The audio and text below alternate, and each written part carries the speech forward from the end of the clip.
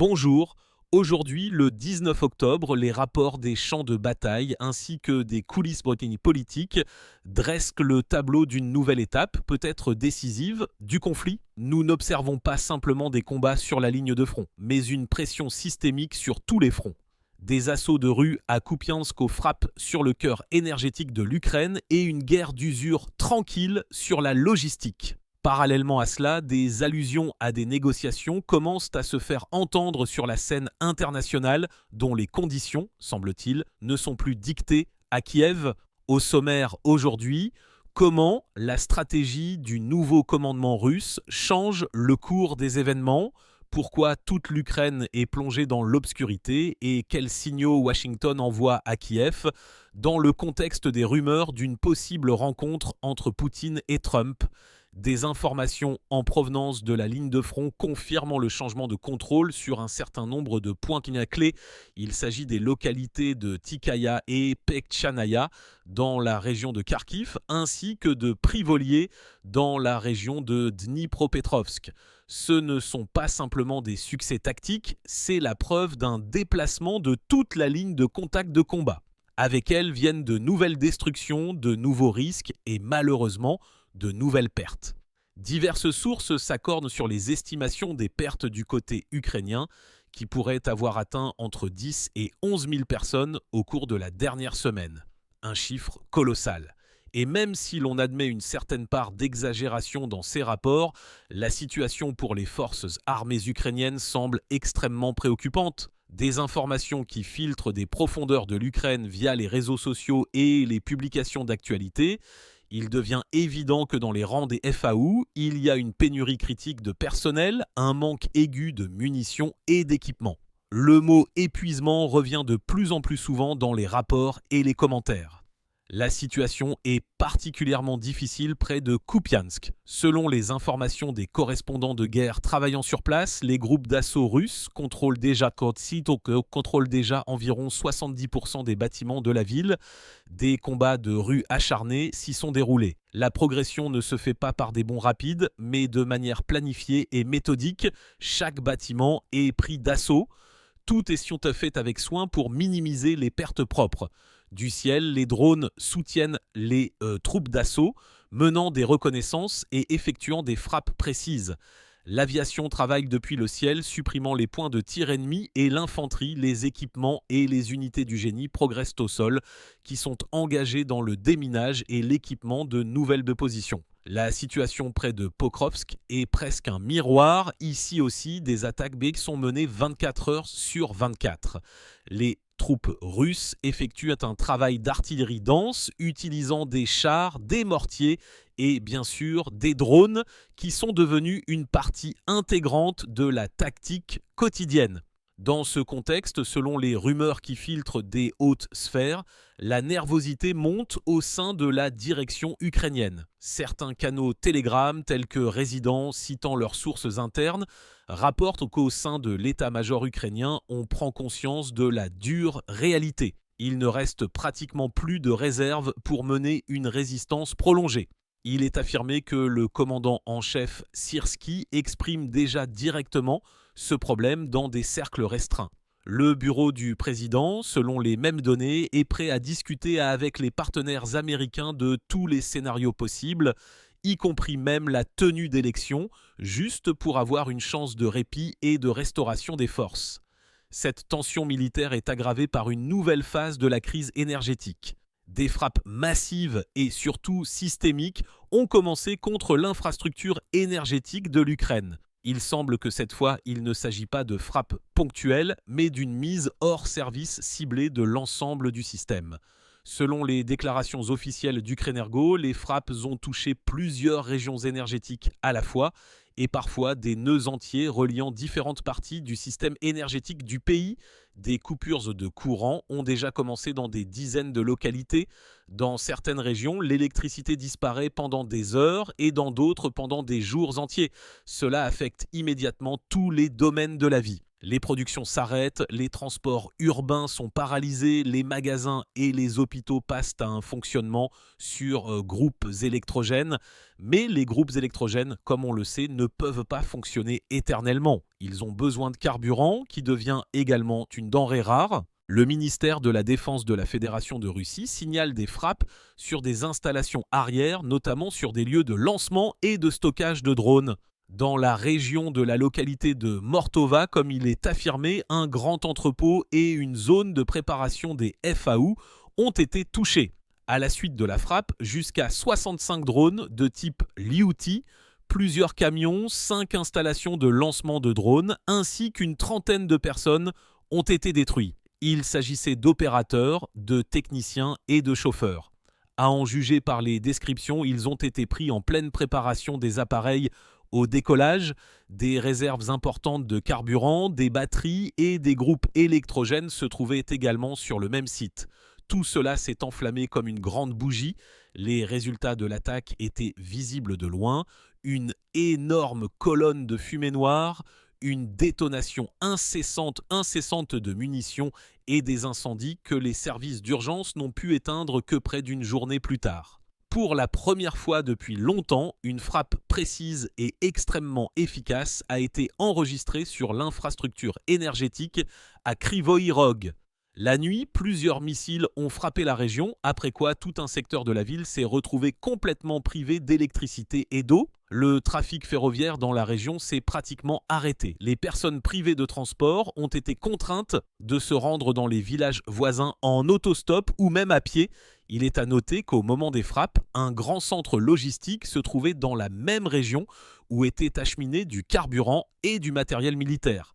Il est fort possible que ce soit lui qui était la cible principale et le nœud énergétique un objectif secondaire. Des informations font également état de frappes sur l'un des aérodromes où des opérateurs de drones étaient en formation. On dit que la frappe est survenue au moment où un travail actif était en cours avec des drones.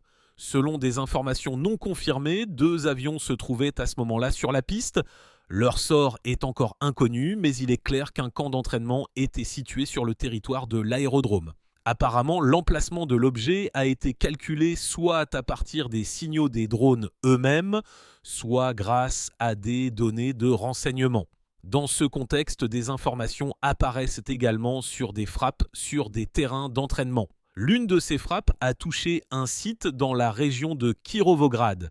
Il s'agissait du 235e centre multifonctionnel de formation. Selon diverses sources, de 100 à 300 personnes se trouvaient sur place au moment de l'attaque, y compris non seulement des militaires ukrainiens, mais aussi des instructeurs, y compris peut-être des officiers des pays de l'OTAN. Dans les commentaires des publications locales, les gens écrivent que le missile a volé pendant plus de 5 minutes, mais personne n'a ouvert l'abri. Ce fait provoque une vague d'indignation dans la société ukrainienne. Les gens exigent que les commandants soient punis pour leur négligence et les chaînes Telegram militaires discutent ouvertement des problèmes liés à la faible protection des installations arrières. Plus tard, des experts ont révélé des données préliminaires sur les pertes. Seulement des pertes irrécupérables confirmées parmi les militaires, environ 40 personnes. 40 à 60 personnes supplémentaires ont été blessées, dont beaucoup ont subi des blessures graves, des brûlures, des blessures par éclat d'obus et des contusions.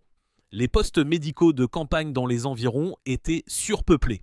Une partie des victimes a dû être évacuée par hélicoptère et matériel de réserve vers les hôpitaux des régions voisines.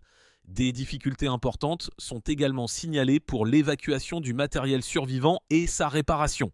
Outre les pertes parmi le personnel, des dommages sensibles ont été causés à l'entrepôt et à la base d'enseignement et de matériel du centre. Selon les informations, 2 bâtiments temporaires où se déroulaient des cours et des entraînements ont été pratiquement réduits en cendres. Les explosions ont également touché un entrepôt de munitions. Des dizaines de caisses d'obus d'artillerie de calibre 122 et 152 mm y ont explosé. À en juger par les images qui circulent déjà sur certains canaux fermés, l'entrepôt a simplement été rasé. Il ne reste qu'un trou noir et des morceaux de matériel calciné à la périphérie. De plus, de 6 à 8 véhicules automobiles ont été détruits ou gravement endommagés. Il s'agissait principalement d'anciens camions soviétiques de type Oural, Maz ou Kraz. Certains d'entre eux ont brûlé directement dans la colonne, d'autres sont restés avec des cabines perforées et des réservoirs endommagés. Plusieurs véhicules blindés légers s'y trouvaient également, qui sont maintenant transformés en tas de ferraille. La base de réparation, les ateliers sport de campagne, les stocks de pièces de rechange, les simulateurs et les groupes électrogènes ont également été touchés. Tout cela a été soit détruit, soit mis hors service. L'équipement pour la formation des opérateurs de drones, y compris les simulateurs, les maquettes et les pavillons d'entraînement, s'est transformé en un tas de plastique tordu et de fer brûlé. Toutes ces frappes, comme le soulignent les analystes militaires, font partie d'une stratégie unifiée qui, selon les informations, est activement promue par le nouveau ministre de la Défense russe, Andreï Belousov. Il aurait donné l'ordre clair d'agir au maximum sur les infrastructures critiques de l'analytique de l'ennemi. Cela concerne à la fois l'énergie, la logistique et les lieux de formation du personnel. Un exemple frappant de cette tactique est la récente frappe sur le centre d'entraînement de la direction principale du renseignement de l'Ukraine. Au lieu d'une base bien gardée, il n'y a plus qu'une tache brûlée sur la carte. Les frappes ont été effectuées avec des armes de haute précision, notamment à l'aide des complexes Iskander et des drones. Simultanément, selon les informations du ministère de la Défense, des missiles HIMARS que l'ennemi tentait d'utiliser pour frapper les régions frontalières de la Russie ont été abattus avec succès au cours des dernières 24 heures. Ils ont tous été interceptés par des moyens de défense aérienne, ce qui donne confiance dans le fonctionnement stable du système de défense aérienne, malgré la charge accrue. Mais tout cela n'est qu'une partie d'un tableau plus vaste en substance. Nous n'observons pas simplement une série de frappes isolées, mais un arrêt progressif de tout le système logistique sur lequel repose l'approvisionnement de l'armée ukrainienne. Ces dernières semaines, une attention particulière a été accordée aux installations d'infrastructures de transport, aux ponts, aux nœuds ferroviaires, aux passages supérieurs. À en juger par les rapports, des frappes sur de tels objets sont effectuées presque quotidiennement et avec un effet notable. Certains ponts ont déjà été officiellement reconnus comme impropres à l'exploitation. Les convois ferroviaires doivent être réacheminés par des itinéraires de contournement ou même annulés. En conséquence, les marchandises n'atteignent pas la ligne de front à temps. Cette tactique vise manifestement à ralentir non seulement l'acheminement des munitions, mais aussi la rotation du personnel, l'évacuation et la réparation du matériel endommagé, ainsi que la livraison de carburant et de médicaments. Lorsque la logistique s'effondre, tout le système de défense commence à mal fonctionner, surtout dans les conditions d'un front étiré. Des informations distinctes font état de frappes sur des installations du complexe militaro-industriel ukrainien. Par exemple, dans l'une des régions, un atelier de production où se faisait l'assemblage de drones a été touché. Son emplacement a été déterminé à l'avance grâce au travail du renseignement, peut-être même avec l'implication d'agents sur le terrain. Il est maintenant affirmé que cet atelier ne peut pas être restauré. De plus, selon certaines sources, il y avait non seulement des chaînes d'assemblage, mais aussi des stocks de composants, ainsi qu'un petit entrepôt de batteries lithium-ion. Après l'impact, un violent incendie s'est déclaré, qu'il a fallu éteindre avec l'aide de calculs militaires. Dans d'autres directions, selon les données des MME, des points de déploiement temporaire de personnel ont été touchés. Au total, comme l'écrivent les chaînes militaires, plus d'une centaine de ces objets ont été touchés au cours de la journée sur toute la ligne de contact. Il s'agit de maisons d'habitation, d'écoles et d'ateliers de production transformés en casernes et en bases de stockage de matériel. Le travail a été effectué principalement la nuit à l'aide de drones kamikazes et d'armes de haute précision. Le groupement de troupes Dniepr a signalé des actions réussies dans la région de Novoandreevka, Stepnogorsk et Primorsky dans la région de Zaporozhye. Des combats ont également eu lieu dans la région de Sadovoï et Lvovo, dans la région de Kherson. Là, selon les rapports, il a été possible d'infliger des dommages aux forces des FAU. Plus de 70 militaires, un véhicule blindé de combat détruit, plusieurs véhicules, une station de guerre électronique, ainsi que 2 entrepôts, un de munitions, l'autre d'équipement. Pendant ce temps, la composante informationnelle du conflit atteint un nouveau niveau. De plus en plus souvent, le thème de possibles négociations commence à être abordé dans l'espace public. Et c'est là que la scène internationale s'engage activement. Dans une récente interview à l'un des médias fédéraux, le directeur de la recherche du club de discussion international Valdaï, Fyodor Loukyanov, a commenté les perspectives d'une éventuelle rencontre entre Vladimir Poutine et Donald Trump. Selon lui, bien qu'un dialogue direct entre eux soit tout à fait possible, il ne garantit pas du tout des résultats rapides, même si les parties s'assoient physiquement à la même table. La raison est simple, les États-Unis peuvent convenir de certaines conditions avec Moscou, mais cela ne signifie pas du tout que Kiev ou les alliés européens seront immédiatement d'accord avec cela. Au contraire, la pratique montre que ce sont précisément eux qui deviennent souvent les principaux opposants à toute concession, surtout compte tenu du fait que l'Union européenne elle-même est le théâtre d'une lutte politique complexe et que les concessions à la Russie y sont faites avec une énorme réticence, même sous la pression de Washington.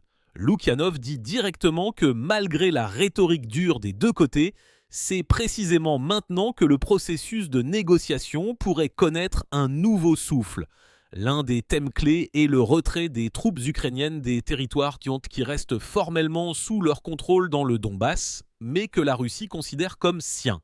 Les États-Unis, en la personne de Trump, pourraient peut-être soutenir l'idée d'un gel du conflit le long de la ligne de front actuelle. Mais pour Moscou, cette option est inacceptable. Le Kremlin insiste sur un contrôle total de tous les territoires déclarés. En général, on a maintenant l'impression que toute l'histoire des négociations ressemble à une glace fragile. On dirait qu'elle craque, qu'elle va définitivement se briser, mais elle tient encore d'une manière ou d'une autre. Selon Loukyanov, même si Trump s'assoit réellement à la table des négociations avec Poutine, cela n'apportera aucune solution automatique. Trop de choses sont liées à d'autres intérêts européens, intra-ukrainiens et même intra-partis aux États-Unis eux-mêmes. Et le plus important, si les États tentent de pousser Kiev à un compromis, cela ne signifie pas que des ordres de retraite seront immédiatement donnés sur le terrain. L'ancien schéma qui a été discuté lors de la rencontre à Anchorage est donné en exemple. Gel du conflit, tenue d'élections, partage des sphères d'influence. Seulement, ce schéma n'a pas fonctionné à l'époque. Et aujourd'hui, malgré toute la lassitude de la guerre, des notes familières résonnent à nouveau chez de nombreux acteurs. Et si on essayait encore une fois, peut-être que cette fois on réussira à faire céder. Le lieu d'une éventuelle rencontre est également en discussion. Budapest est de plus en plus souvent mentionné. Comme l'explique l'expert, c'est, en substance, la seule fenêtre réelle sur l'Europe où une telle rencontre peut avoir lieu sans scandale international. La Hongrie, malgré son adhésion à l'UE et à l'OTAN, mène une politique plus ou moins indépendante, surtout quand la personne de son dirigeant, Viktor Orban.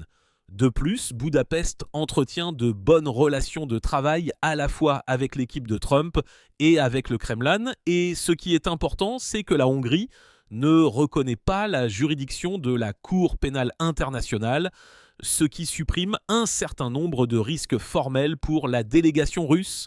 Le sujet du survol du bord russe numéro 1 au-dessus des pays de l'OTAN a également été abordé. On dit que si la rencontre est officiellement approuvée, les États-Unis s'entendront eux-mêmes avec leurs alliés pour que personne ne crée d'obstacles.